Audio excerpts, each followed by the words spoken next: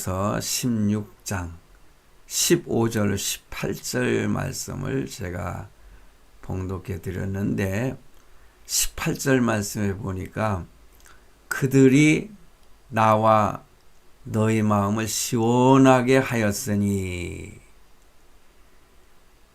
그들, 여기에 나오는 스데바나라는 사람이 나오지요.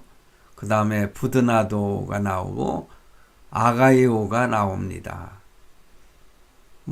이름이 나오지 않은 많은 사람들도 있겠지만은 이런 사람들이 나와 사도 바울과 모든 성도들 너희 마음을 시원하게 하였다 그랬어요.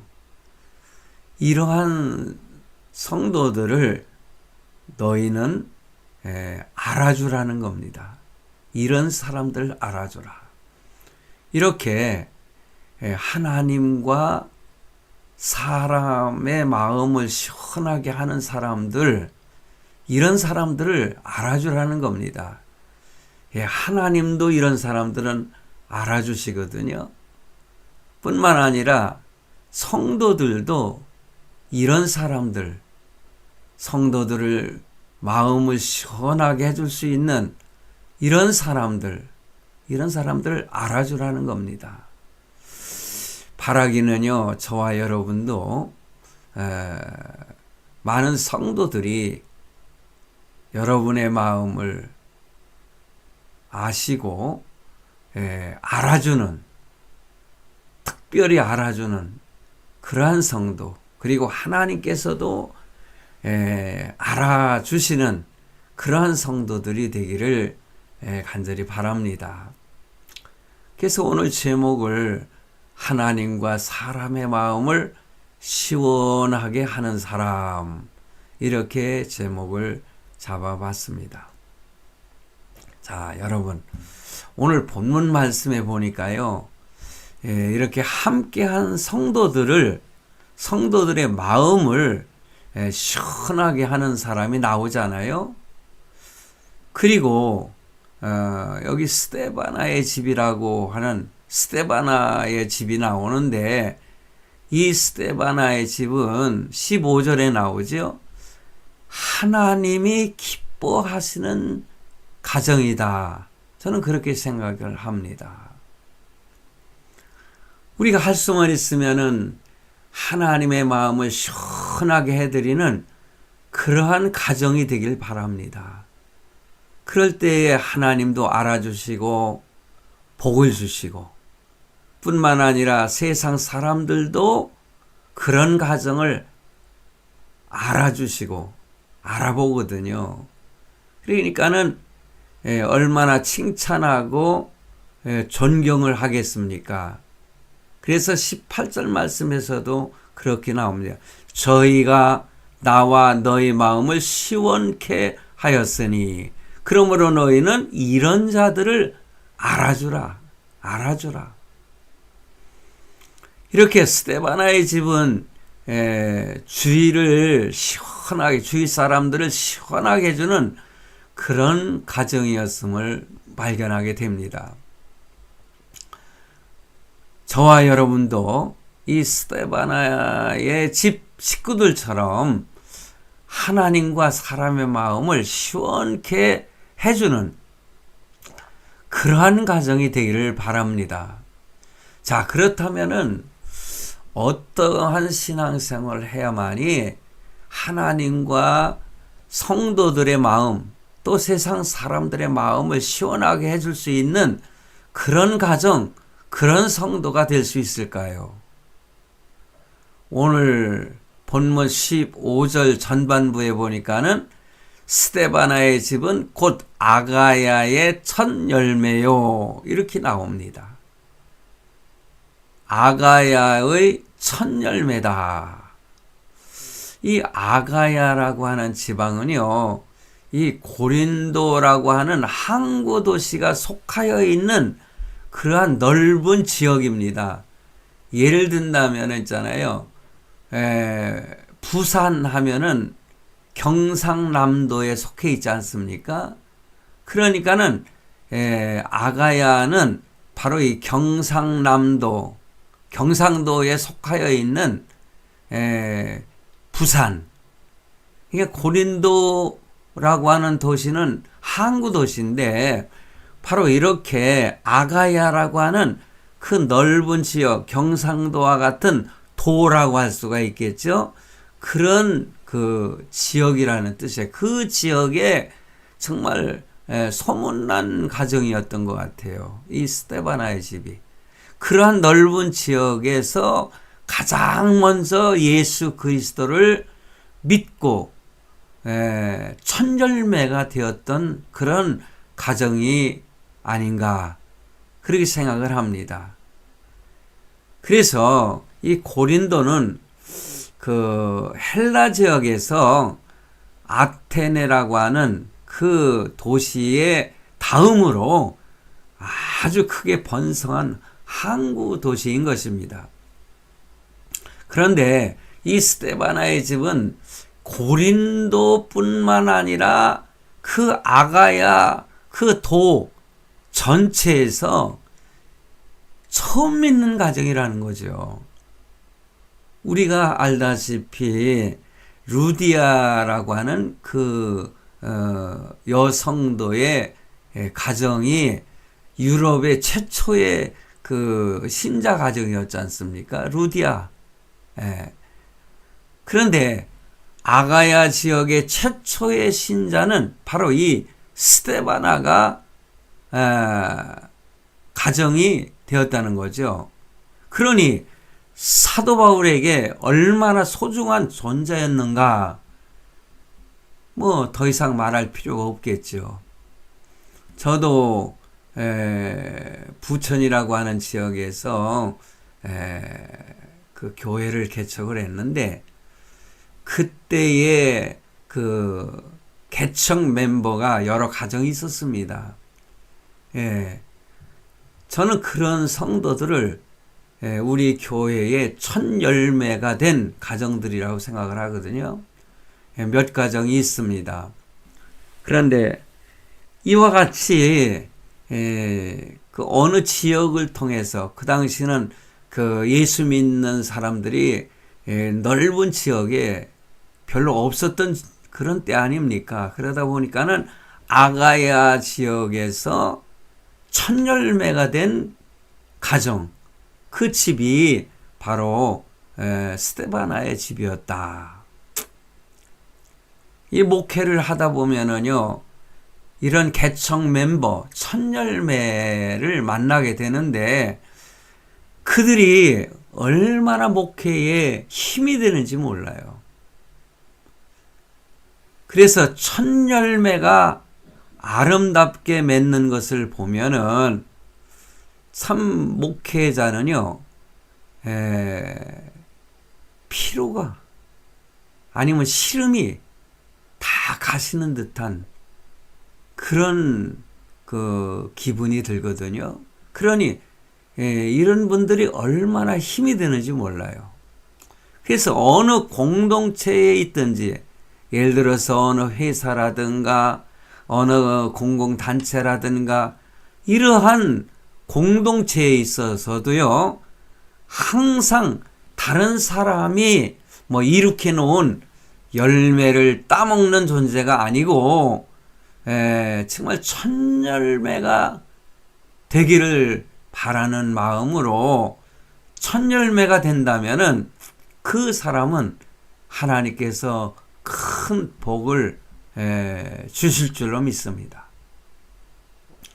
그처럼 첫 열매는 가장 복된 존재이지만 참 첫 열매가 된다는 것은 그렇게 쉽지 않잖아요. 제가 유튜브 라이브 방송을 시작하면서 여러 가정이 함께 이렇게 시작을 한 지가 벌써 5년 가까이 됐습니다. 그때부터 지금까지 변함없이 예배에 동참하는 그러한 성도들, 저에게는 우리 화목교회로서는 첫 열매의 가정이라고 저는 생각을 하거든요. 하나님께서 이러한 가정들을 특별히 사랑하시고 인정해 주시는 그런 가정들이라 저는 그렇게 믿습니다. 그런데 이렇게 처음 개척 단계에는요, 여러 가지 힘든 고난과 희생과 때로는 죽음을 각오해야 되는 그러한 경우도 있거든요. 그러므로 교회를 개척할 때는요, 굶어 죽을 각오를 해야 된다. 뭐 병들어 죽을 각오를 해야 된다. 뭐 여러 가지 이런 그 재미있는 얘기가 있어요. 예전에 제가 신학교 다닐 때에 저의 멘토가 되시는 이제 고인이 되셨지만은 그 강태국 박사님께서 설교할 때에 그런 말씀을 하시더라고요. 참 목회라는 게 쉬운 게 아니로구나. 참 가난에 쪼들려서 굶어 죽을 수도 있겠구나. 힘들고 어려워서 병들어서 죽을 수도 있겠구나. 뭐 이런 각오를 해야 된다는 생각에 그렇게 참 각오하기가 쉽지는 않았지만은요. 그래도 그런 이야기를 들을 때에, 그런 설교를 들을 때에 나도 이런 길을 가고자 결단을 내린 것이 이것도 하나님의 은혜로구나 생각하고 저는 평생을 지금까지 그렇게 왔습니다. 굶어 죽을 정도는 아니었고 병들어 죽을 정도는 아니었지만은 그러나 여러 가지 힘들고 어려운 고난 속에서 저는 지금까지 오게 됐는데, 이렇게 개척 단계에서부터 이런 각오가 없이는 어렵거든요. 이럴 때에 첫 열매들이 있다고 하는 것은 얼마나 큰 위로가 되고 힘이 되는지 알 수가 없어요. 그러므로 성도 여러분, 우리는 어느 공동체에 가든지 첫 열매를 존중해야 되는 것입니다. 뒤따르는 사람이 아무리 능력이 많아도요, 첫 열매를 최대한 존중해 주어야 되는 것입니다. 왜냐? 첫 열매가 되어서 어느 정도 나무가 성장하기까지, 교회가 성장하기까지 이분들의 뭐라고 할까요? 고난이 있을 수도 있죠. 참 여러 가지 힘든 어려운 일도 있죠. 그들의 헌신이 아니라면은 그 세워지기가 힘들거든요. 또한 이 첫 열매는요, 그렇다면은 뒤따라오는 열매의 본이 되기 위해서 또한 굉장히 중요한 의미를 갖는 것입니다. 첫 열매가 이 화평을 추구하면은 뒤따라오는 열매도 화평을 배우고 추구하게 되는 것입니다. 첫 열매가 열심히 전도하면은 뒤따라오는 열매도 전도를 배우고 열심히 또 전도하게 되는 것이죠. 그리고 첫 열매가 사랑이 넘치면은 뒤따라오는 열매도 사랑을 배우고 사랑하게 되는 것입니다.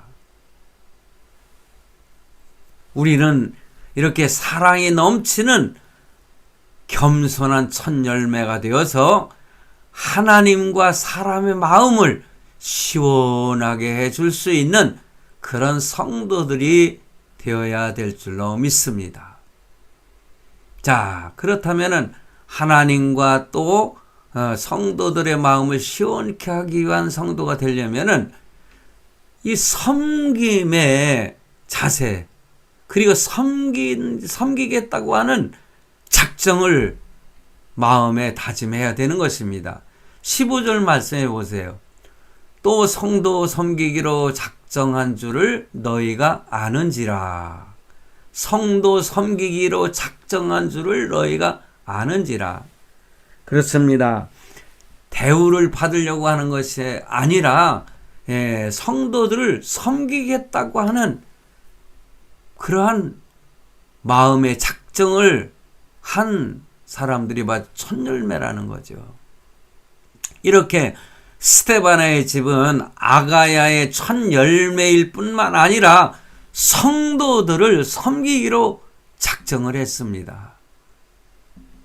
여러분, 사람이 자기보다 높은 사람을 섬기기는 참 쉽습니다.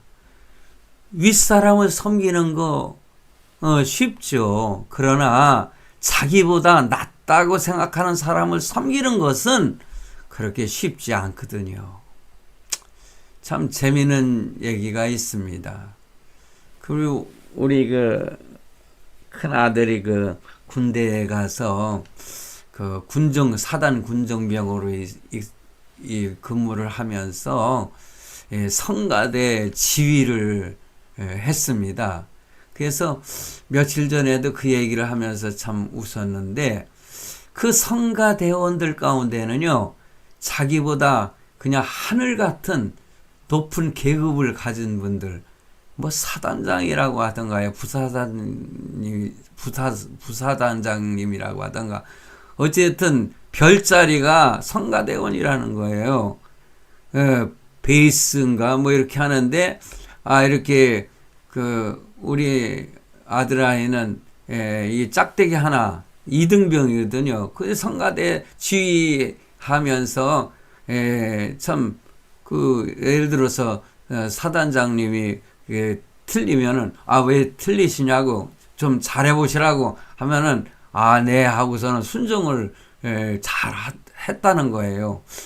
짝대기 하나가 별자리를 갖다가 이렇게 뭐라고 했을 때에도 성가대원이니까는 지휘자한테 순종을 하는 겁니다. 순종을 한다는 것은 섬기는 거거든요. 섬기겠다고 하는 마음이 없이는 성가대원이 될 수도 없고, 또 성가대원 하기가 쉽지 않잖아요. 이런 걸 보면은 윗사람은 잘 섬길 수가 있어도 저 밑으로 보이는 쫄다고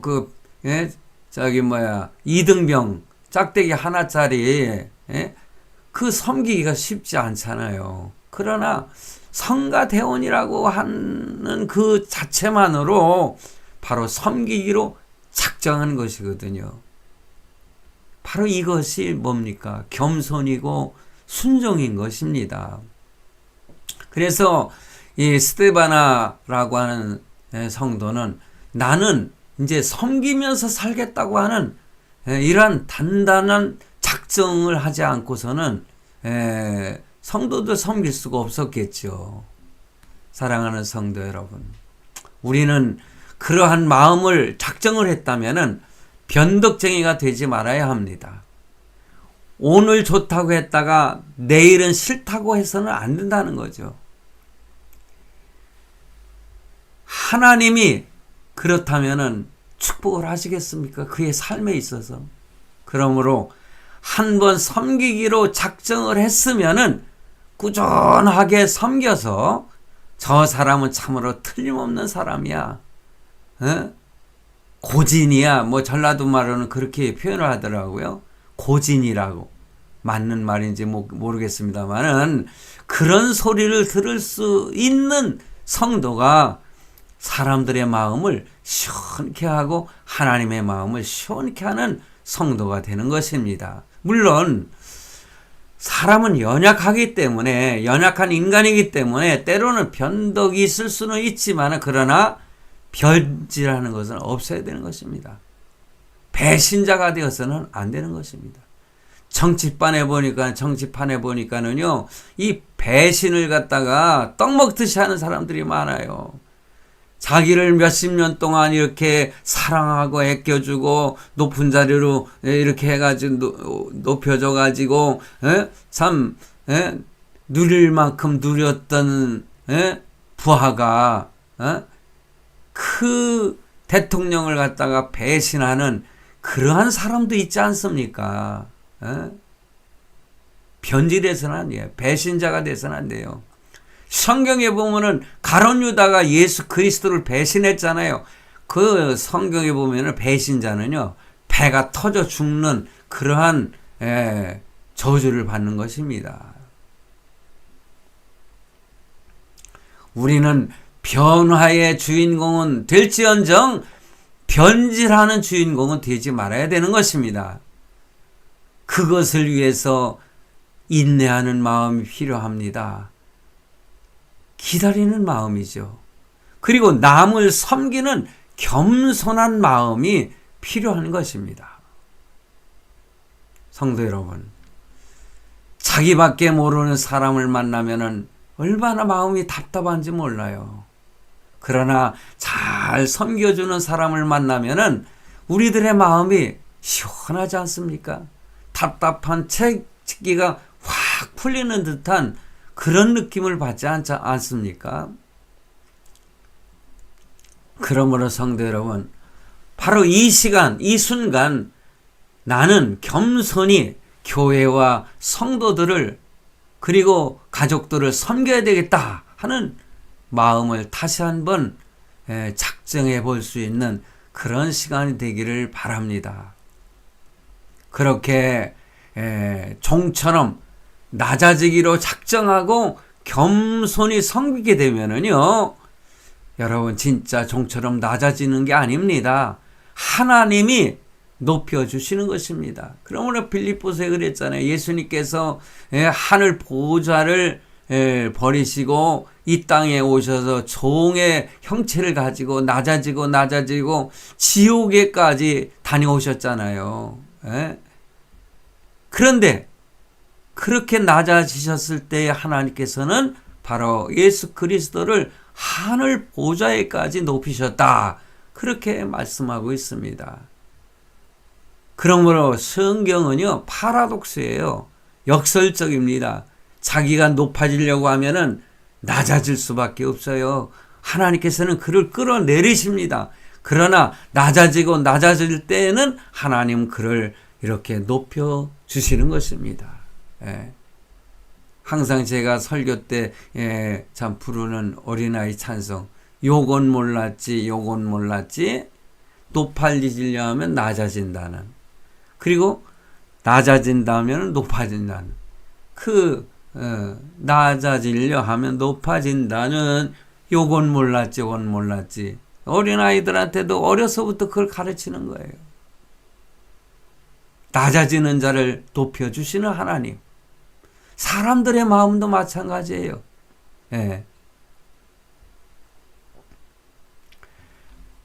목사님이나 장로님, 권사님이 일반 성도들을 섬겨줄 때에 얼마나 존경받는 장로님이 되시겠습니까? 목사님이 되시겠습니까? 권사님이 되시겠습니까? 본문 16절 말씀에 보면은 사도 바울도 이 성도 섬기기로 작정한 이 스데바나의 식구들과 그처럼 겸손히 섬기는 사람에게 복종하라고 권면하고 있고요. 18절 말씀 쭉 보면은 그런 사람들을 알아주라고 이렇게 분명히 권면하고 있지 않습니까? 그런 사람들을 알아줘야 되는 것입니다.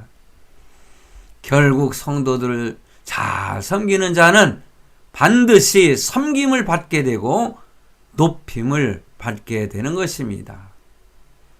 교회에서 가장 존경받고 칭찬받아야 할 사람 누구일까요? 바로 이 스데바나처럼 섬겨주는 성도인 것입니다. 우리는 돈도 많이 벌고 능력 있는 사람이 되고 사회적으로 높은 지위, 높은 위치에 서고 교회에서도 직분이 높아지는 일도 우리는 힘써야 되죠. 당연히 힘써야 되는 것입니다. 그러나 무엇보다 섬겨주는 일을 잘 해야 그리스도인이 참 많은 성도들을, 하나님을 마음을 시원케 하는 그런 성도가 된다. 그렇습니다. 그리고요, 성도와 하나님을 시원케 할 수 있는 성도는 좋은 말을 써야 됩니다. 당시 고린도 교회는 분쟁이 참 심했잖아요. 문제가 많은 교회였습니다. 그래서 사도 바울은 자나깨나 고린도 교회를 생각하며 걱정하고 있었죠. 심지어는 이 사도 바울에 대한 비난의 소리도 들려왔습니다. 여러분, 비난의 소리라고 하는 것은 좋은 말이 아니잖아요. 비난하는 것, 남을 비난하는 것. 좋은 말로 비난할 수는 없죠. 예. 그랬을 때의 생각 같아서는요, 당장에 달려가서 그들을 그냥 홍군형을 내주고 모든 문제를 그냥 빨리 수습하고 싶었지만은 사도 바울은 혹시라도 교회의 그 덕이 깨질까봐 에베소서에 머물면서 고린도 교회에서 좋은 소식이 오기를 기다리고 있었습니다.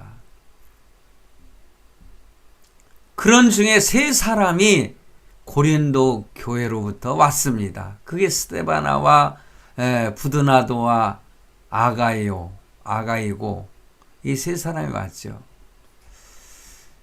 그래서 고린도전서 1장 16절에 보면은 스데바나는 바울이 고린도 교회에서 세례를 베푼 사람이었습니다.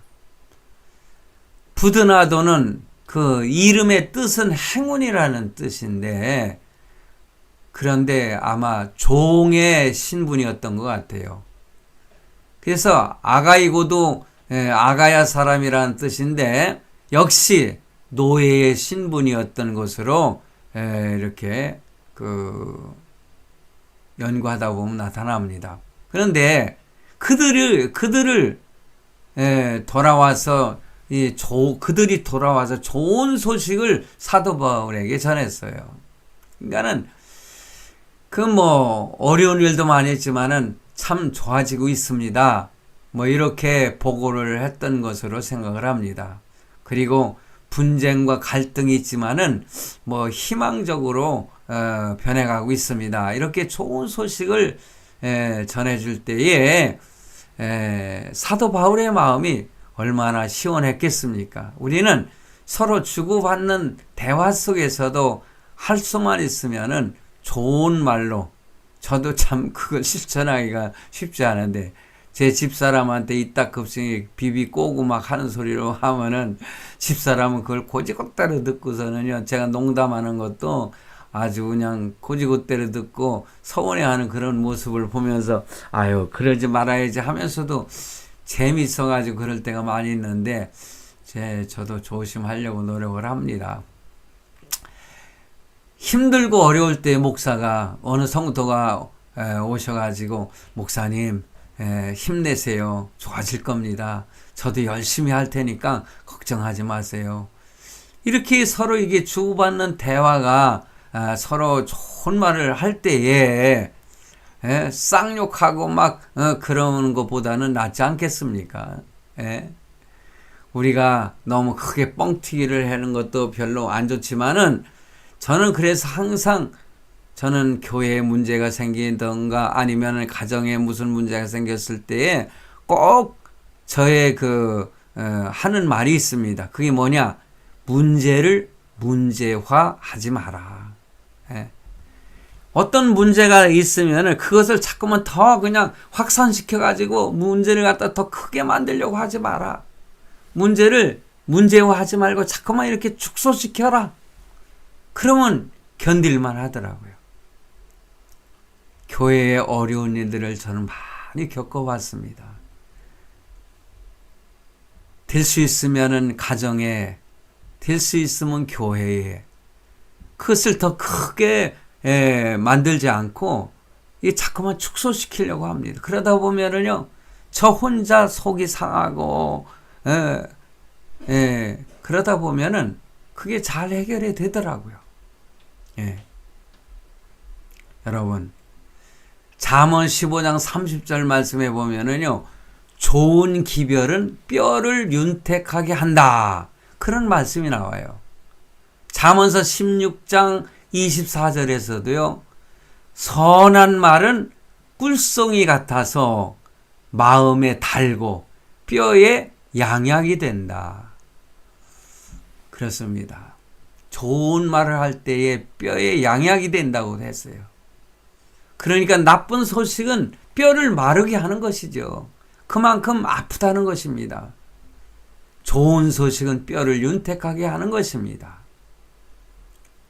성도 여러분, 그러면서 하나님과 성도의 마음을 시원케 하려면은요, 형제의 부족한 것을 보충해 줄 수 있어야 되는 것입니다. 예. 가족들 가운데서도 형제가 어렵고 힘들 때에 이렇게 보충을 해주는 거예요. 회사 직원들의 어려움을 겪을 때 회장이나 사장님이나 이런 분들이 참 이렇게 부족함을 보충해 줄 때 얼마나 기분이 좋습니까? 그래서 17절 말씀 하반부에 보면 저희가 너희의 부족한 것을 보충하였음이라.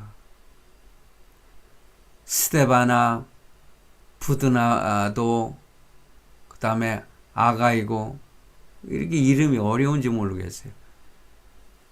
이런 사람들은 고린도 교회에 가서 교회에 부족한 것이 무엇이 있는가 하는 것을 살펴보면서 드러나지 않게 조력자의 역할을 했다는 것입니다.